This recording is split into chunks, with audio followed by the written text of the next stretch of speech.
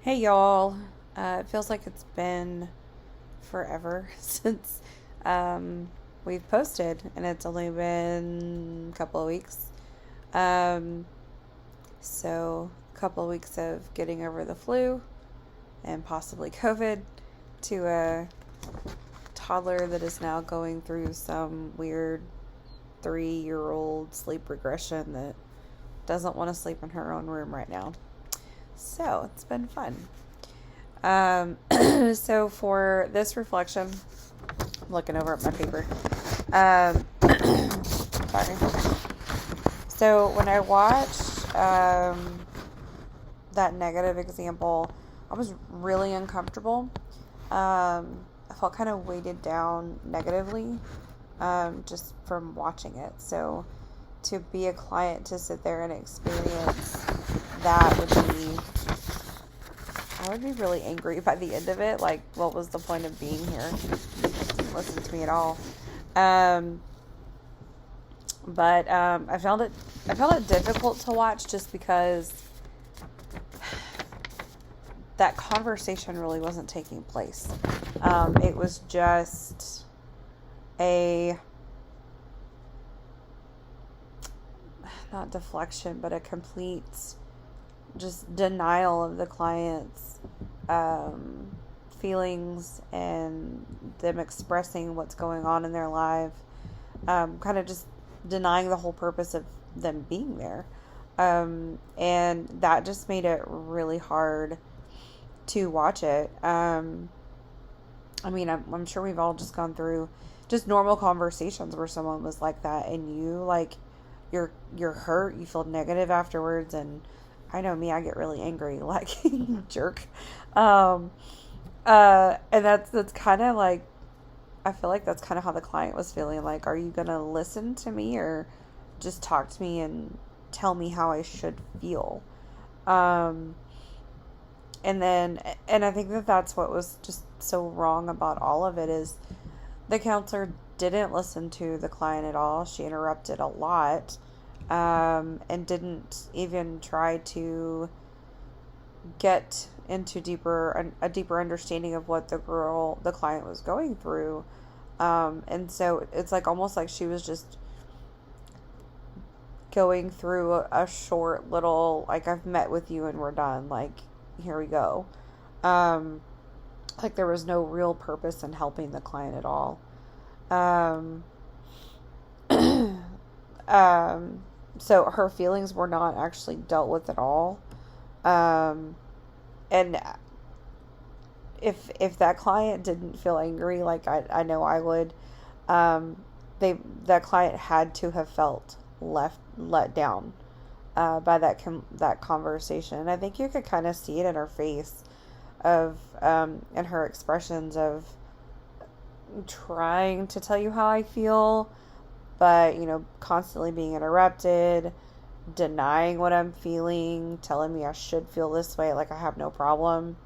Calling it almost like my feelings are not valid because I am so smart. There's no reason I'm in the time of my life. Like, but there's actual problems there. Feeling she probably felt very, very unheard. Um, and so there's no alliance. It feels like there's no alliance between this client and the counselor. Um, and then, I mean, obviously the counselor could have just stopped talking and just listened and let them talk. Um, I mean, that way I know the question here is could they have done differently and why? And I think I've kind of already answered that of if you just stop talking and let them talk, they get their emotions out. They just that letting go of that emotional baggage is helpful, and getting those thoughts out and getting those feelings out is often just helpful. And then they can kind of, if either the client themselves or even the counselor can let them kind of understand, like, your feelings are valid. Let's look at some of these are some positive things that are coming out of this stuff. So I think I know this is just a practice scenario or a demonstration, but there's that counselor could have really just stopped and listened and just been more compassionate. And I think that's probably what is the root of why it's so negative, is there's no compassion there. And on that positive one felt more natural. I felt more, personally, just watching it, I felt more relaxed and I felt more positive after just watching it, because it just felt like a natural conversation. Excuse me. It felt like a natural conversation between just two people. And sometimes I feel like that's what kind of a counseling conversation should almost feel like, at least in this kind of scenario where you have a client who's willing to open up and share and is there to help, get help with their feelings, and what's going on with in their mind. And so it just felt very, very natural. And I think the biggest thing is just the counselor didn't ask too many questions, and she let the client talk. And I think for me personally, just if you would just let me talk and let me express my emotions, I'm going to feel better. Like, that's kind of the whole purpose of the time, the session, the meeting, is I am there to talk about what's going on because that's what I need help with. And I think that that's really what that counselor did. And she didn't tell her how she should feel. She validated how she felt and how that's actually normal, but then also helped the client who's kind of in that negative state of, these are all the negative things about this future, but helped her to see the positive sides of those things too. And sometimes it's what I know, like for school counselors, that's what a lot of our kids need. They get so wrapped up in the negative, they don't see the positive sides of it. And I think that's what really made that session work a whole lot better. Let's see, feelings reflected, acknowledged, or integrated. And I think that on the reflected part, like the counselor was able to kind of reflect those anxieties that the client had and validate that it's okay. That's kind of a normal thing to feel at that age. You're excited, yet you're really anxious about it. Let's see, how do feelings and their management in session affect the therapeutic alliance? I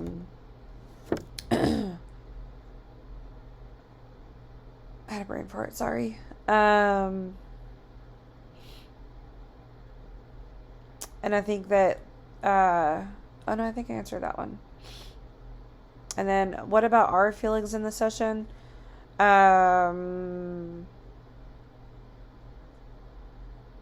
I'm confused by that question. So maybe our feelings in watching the session? I don't know. I felt a lot better just watching that part. So, I think that having a conversation like this, and I have conversations like this with students, where they're feeling negative or anxious about things, and then you can just have a conversation with them and help them see some positive things. I think with a client like her, who is very open and willing to talk about things, and that doesn't seem very difficult at all. I think what is difficult is the clients who want to stay in that negative. They don't want to change. They want to stay in that negative. It may not be just if they don't want to change, maybe they don't know how to get out of the negative. I know a lot of kids that I have this year, they don't know how to get out of the negative. They constantly just stay in the negative. And so that part is very, very difficult.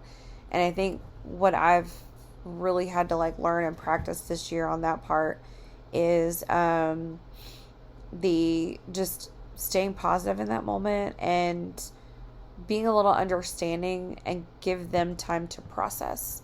and get to that positive point. It may not happen in that same day. It may not happen in that same conversation, but at some point they're going to find those positive points, or find those positive find those positive points that you're trying to point out. My natural approach to dealing with people in emotional distress, first is just getting them to calm down, take a breath, just center in that moment. And for every person, it's different. There's some kids where I can just kind of put my hands on their shoulders. Okay, take a breath. And then there's some kids where it's like, don't touch. Where it's just, okay, take a breath. And they're pretty willing at that point, because they're going to be like, no, or they'll stop, and you could see just on their face, they kind of begin to relax. And sometimes it's just backing off and not saying anything. It's just letting them be where they are, and just being a distant presence where they can kind of calm on their own. And you're there for whenever they're ready to finally talk or move to the next step. But I think it's first just kind of trying a little things out, but not being pushy, not getting the kid to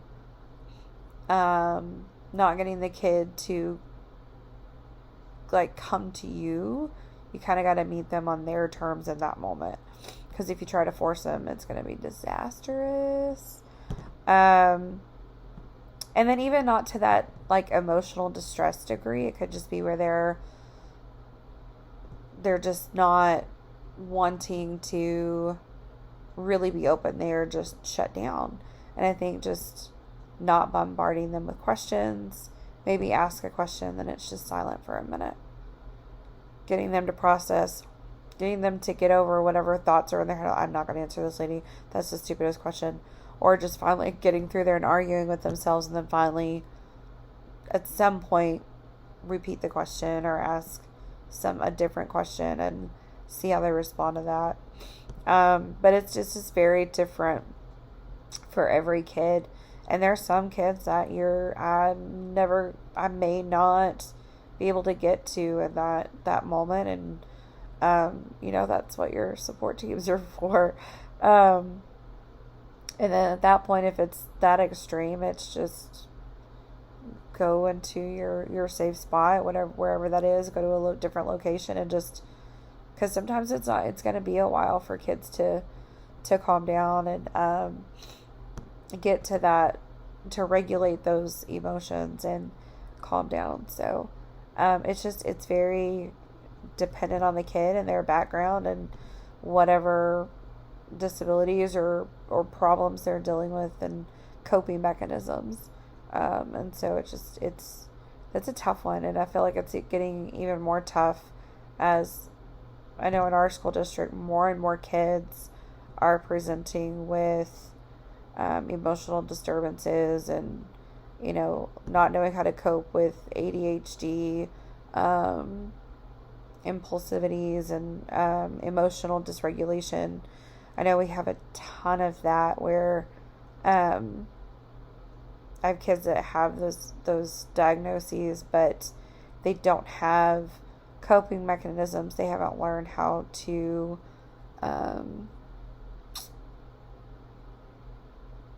recognize those behaviors, and so it's becoming more and more prevalent, or there's just larger groups that I have to work with here. And this year we have 300 kids this year, so it's about 50 more kids in this class. And then I think we have like 36 kids in our SPED group. And then I don't even know how many 504 kids I have. But a lot of our kids, there's a large group, And even the kids that don't have any identified diagnoses or disabilities, like there's a lot of kids that walking around that are emotionally dysregulated and don't know how to cope. And so you mix that with adults that don't know how to recognize those things, or the expectation is we're doing these things, and if you're not as understanding or you're not as calm, you're more authoritative, things can spiral out of control. And so this year's going just fantastic. So I rambled on the last part there, but I felt like in that last part it was applicable. So but those videos are like the two examples that we got, because they were really good examples. They were really good examples of kind of how